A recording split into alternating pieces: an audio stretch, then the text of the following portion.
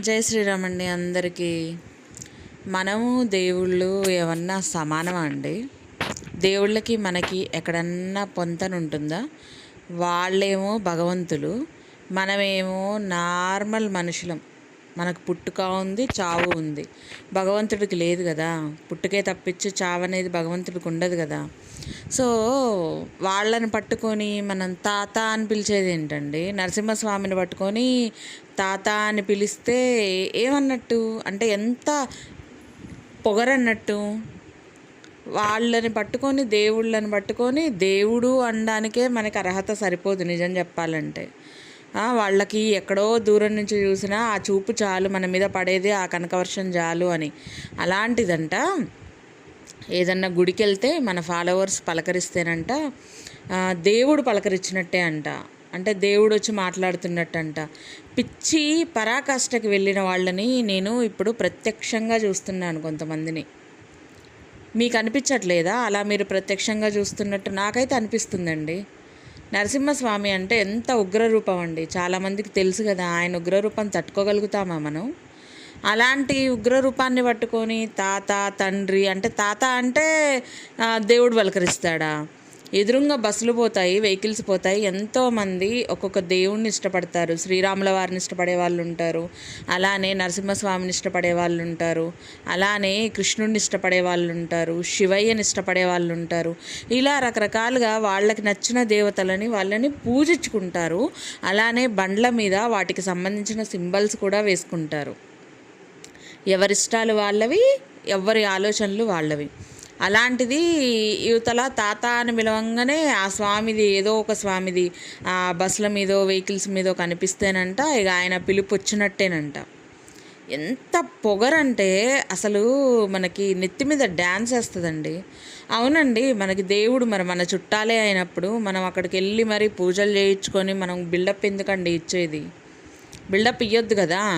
వెళ్ళి అక్కడ మనం పూజలు చేసుకోవాలి. కానీ అది కూడా ఏంటంటే వెళ్ళిన వాళ్ళకి అక్కడంట తెలిసిన వాళ్ళు ఉంటే వాళ్ళకి వారం నుంచి ఫోన్స్ చేసి వాళ్ళు రమ్మంటే తప్ప మనకు భగవంతుడి దర్శనం దొరకదా? అంటే మనం నార్మల్గా మనుషులం కాదా మిగతా వాళ్ళలాగా? వాళ్ళందరూ ఏమో లైన్లలో రావాలా, మనం మాత్రం ఎగురుకుంటూ గాల్లో తేలుకుంటూ పోయి అక్కడ దేవుడి ముందు నిలబడాలా?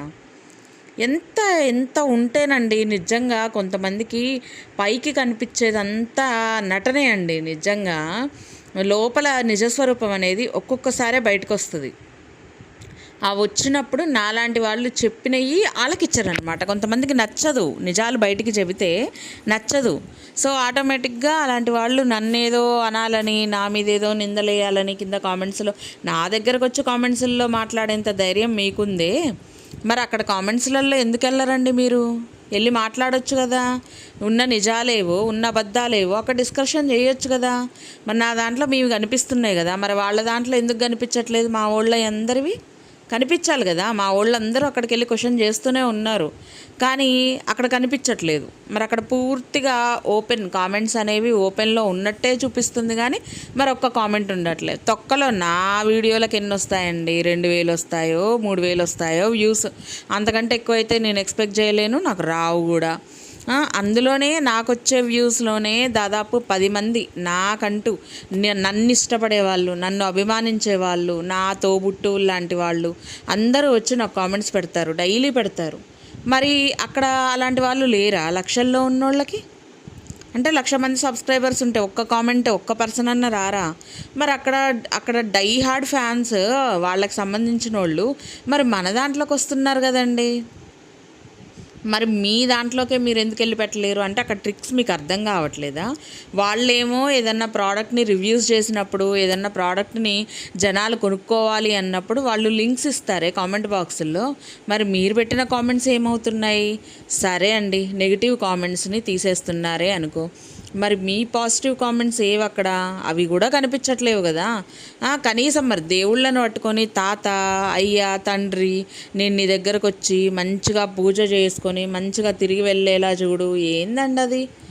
పిచ్చి పిచ్చి వెర్రి అనేది నెత్తికెక్కి ఇలా నిన్నగాక మొన్న ఇన్స్టాగ్రామ్లో చూసా, చాలామంది ప్లాస్టిక్ కవర్స్ని మట్టిలో పెట్టేసి నాకు ఆ చెట్టు వచ్చింది ఈ చెట్టు వచ్చింది అని చెప్పేసి చెప్తూ ఉన్నారు. సరే, నిజంగా తిరుమల తిరుపతి దేవస్థానం వాళ్ళు ఇచ్చేవేమో కవర్లు వేరే ఉన్నాయి, వీళ్ళేమో రెగ్యులర్ ప్లాస్టిక్ కవర్లు నాటేసి మాకు తులసి మొక్క రావట్లేదని వీళ్ళు వీడియోస్ చేస్తున్నారు. ఇందులో ఎవరిది పిచ్చి అంటారు, ఎవరిది నిజం అంటారు? నిజమైన సంచులు తీసుకొస్తే అండి, దాని లోపల ఒక వైపుకి అంటించుంటాయి తులసి మొక్క విత్తనాలకు సంబంధించి, అవి తీసి నాటొచ్చు. లేదా మీరు కవర్ పరంగా నాటినా దానికి తడి తగిలితే ఆటోమేటిక్గా చక్కగా మొక్క అనేది వస్తుంది. కానీ ఆ కవర్ కాకుండా వేరే కవర్లు నాటితే ఎక్కడి నుంచి వస్తాయండి మొక్కలు? రావు కదా, మరి సక్సెస్ కాదు కదా. వాళ్ళేమో బీభత్సంగా తిట్టడానికి పడిపోతారు. అలాంటివి జరుగుతూ ఉంటాయి. ఇలాంటి వాళ్ళ దిక్కుమాలిన వీడియోస్ అన్నీ చూసి కొంతమంది జనాలు పిచ్చి పిచ్చి కవర్లన్నీ తీసుకెళ్ళి అక్కడ పాతి పెట్టి మాకు అది రాలేదు ఇది రాలేదని ఎగురుతారనమాట మిగతా జనాల మీద. నువ్వు చేసే ప్రాసెసే కరెక్ట్ కానప్పుడు నీకు రిజల్ట్ ఎక్కడి నుంచి వచ్చుద్ది? రాదు కదా. ప్రాసెస్ అనేది కరెక్ట్గా ఉంటేనే కదా రిజల్ట్ అనేది వచ్చేది. అసలు ఎంత బాగా అసలు పిలుస్తున్నారంటే, ఇక నేను దేవుడు ఒకటే, నా తండ్రి దేవుడే, మా తాత దేవుడే, మా తాత పలానా దేవుడు, మా తండ్రి పలానా దేవుడు, నేను వాళ్ళ రక్తమే అంటే మనకు చావు ఉండకూడదు కదా మరి, అవునా కాదా? మనకి జలుబు చేయొద్దు, మనకి జ్వరము చేయొద్దు, ఏది చేయొద్దు. మరి అలాంటప్పుడు మనం ఎందుకండి వేరే వాళ్ళ రికమెండేషన్ తోటి పోయి పూజలు చేయడం అనేది?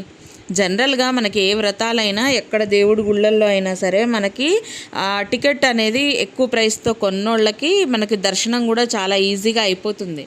చాలామంది వ్రతాలు అనేవి చేసుకుంటూ ఉంటారు, రకరకాల వ్రతాలు. అమ్మవారి వ్రతం అయితే ఏంది, వరలక్ష్మి వ్రతం అయితే ఏంది, లేకపోతే వైభవలక్ష్మి అమ్మవారి వ్రతం అయితే ఏంది, భూలోక మాత వ్రతం అయితే ఏంది, సత్యనారాయణ స్వామి వ్రతం అయితే ఏంది, ఇలా చాలామంది రకరకాల నెలల్లో అంటే రకరకాల మాసాల్లో చక్కగా వాళ్ళకి నచ్చినట్టు వ్రతాలు పూజలు అనేవి చేసుకుంటూ ఉంటారు.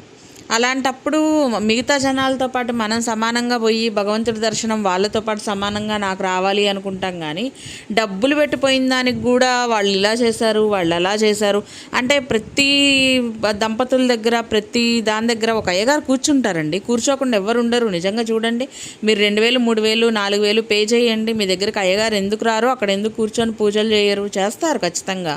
దాన్ని కూడా వీడియోలు చేసి ఆ ఎదురుంగా ఎవరో పలకరించిన దానికి కూడా వాళ్ళు నా ఫేవరెట్స్, నా డైహార్డ్ ఫ్యాన్స్, నేనంటే తెలుసు, అసలు ప్రపంచం మొత్తానికి నేనంటే తెలవాలని ఆదుర్తా పడితే పాపం బీటీఎస్ వాళ్ళు ఏం కావాలి? అదేనండి కొరియన్స్.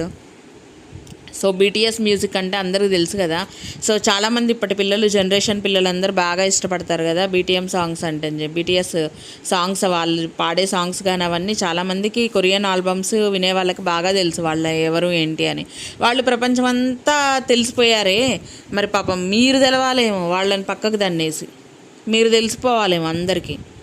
అసలు ఎంత నాన్ సెన్స్ ఉంటుందంటే అంత నాన్ సెన్స్గా అయితే వీడియోస్ చేస్తున్నారు. పైగా నాకైతే అది విషయం నచ్చలేదు అసలు. భగవంతుడిని పట్టుకొని తాత అయ్యా ఏంది ఇది? తాత ఎట్లయితాడండి? భగవంతుడా నా తండ్రి అంటే పోనీ అది వేరు, అది అందరూ చిన్నప్పటి నుంచి నేను మా అమ్మమ్మ నోటి నుంచో మా నాయనమ్మ నోటి నుంచో వాళ్ళ నుంచి అయ్యా భగవంతుడా తండ్రి నువ్వు నన్ను కాపాడయ్యా ఇలా దండం పెట్టుకుంటారు.